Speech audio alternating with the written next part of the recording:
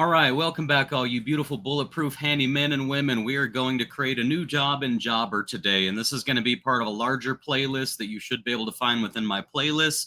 It's going to be just an overall tutorial for literally every feature Jobber has.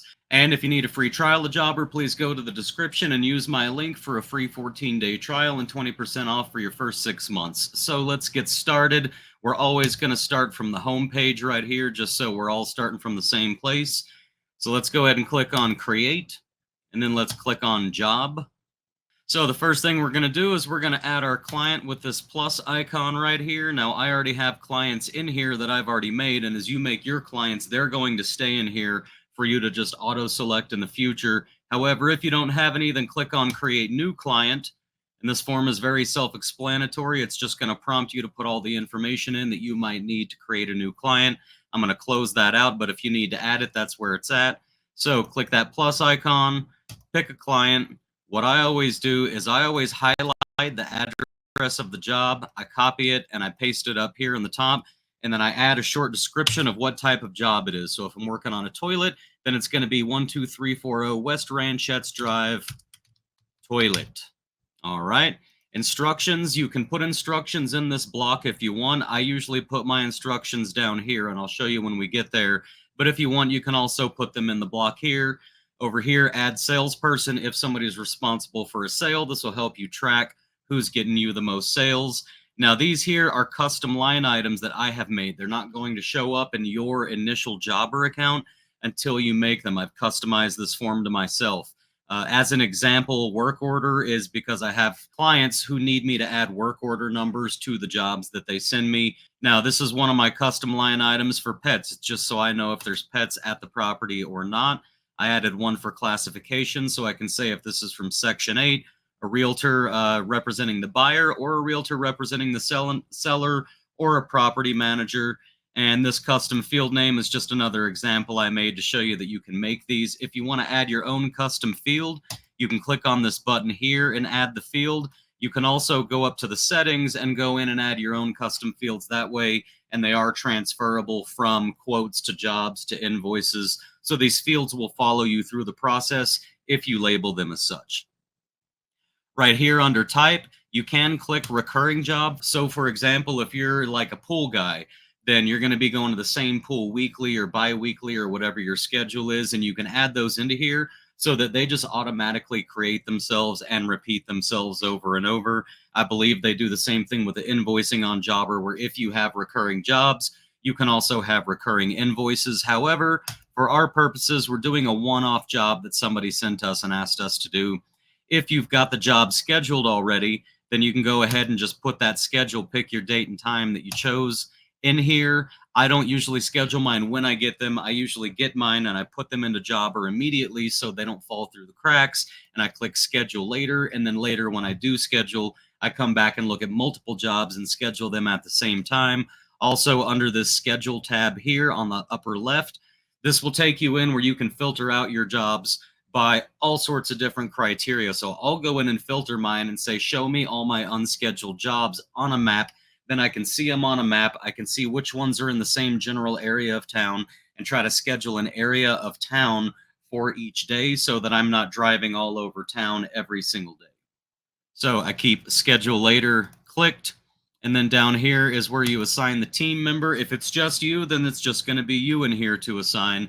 But if you have employees and subcontractors or any other types of people doing any work for you, they'll show up here if you've added them to your team. And real quick, to add them to your team, click this gear icon on the top right and go down to Manage Team and click that, and that's going to take you into the menu. I'm going to make videos on all this other stuff, guys. All these things that I'm not diving deep into, I'll have a video for every single one of these on the channel in the Jobber how-to playlist.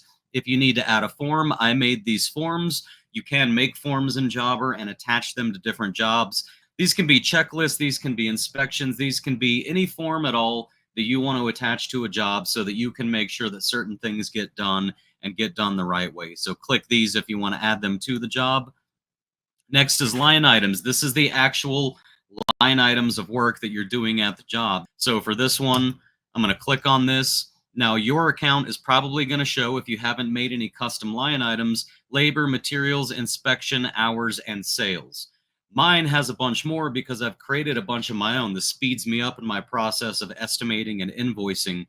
So let's say I needed to replace an exhaust fan motor. I can just click on that pre-made line item. Maybe it's 2 of them. I can change the quantity to 2. The pricing is already in there. Then I can click next, new line item. And I can come down and let's do exhaust. And as you can see, I have a service, which is the labor, which is the one we just put up here. So the service is labor, exhaust fan motor, repair, replace. However, I need to charge for materials as well. So I have a second one under product for materials, exhaust fan motor, standard. Add that, change that quantity to 2 as well. And it updates all the pricing over there on the right. So that's all said and done for us. Now, if you're a handyman by chance and you want to download my custom line items with my pricing, I have well over 100 of them in here. If you go into the description of this video or any of my videos and scroll all the way down to the bottom, you're going to find a link for free business documents. Click that link, go through that process. You'll get taken to a folder that's going to show all of the documents that I offer to help you with your handyman business. Within that folder, you can download my link. It's going to be, or my files rather, it's going to be called CSV. That word CSV is going to be in there. And I think it's going to say custom line items, but you can download mine onto your computer and you can come into Jobber and you can upload mine into your account. So you'll already have all of mine. And I do recommend, if you download my custom line items, don't use them the way they are. Go through them, filter them, change the descriptions. Different regions of the country have different types of setups for things. You're going to be doing it a little bit differently, and your pricing is always going to be unique to your area. So edit all of them before you use them, but it's a good starting point for you. And if you have more line items that you want to add, you can add more line items here, or you can just give it your own name and you can say, I don't know, let's say carpet. And it's going to say, how about clean carpet in master bedroom? You can just go ahead and type that in, make your own individual unique line item, each one at a time if you prefer to. And then here under internal notes and attachments, the big thing you need to know about this is you can attach photos, you can attach files, you can just make notes, you can type them in manually right here. If you make an internal note or attachment, you can rest assured that your clients will never see that unless you take additional steps to make sure they can see it. So this is where you can do all of your own internal work and not worry that your client or anybody else is going to see what you wrote or what you uploaded. This is your internal place to pass notes back and forth and document things as you go along. And then finally, link to related notes or link note to related invoices. I always keep that checked. And then finally down here, you can either just save the job, or you can save and create another, or you can save and email booking confirmation, or save and text booking confirmation. That's some of the automations that Jobber has available to you to save you a little bit of time and to make sure that your clients actually get a notification for these things. So I'm just going to click Save Job.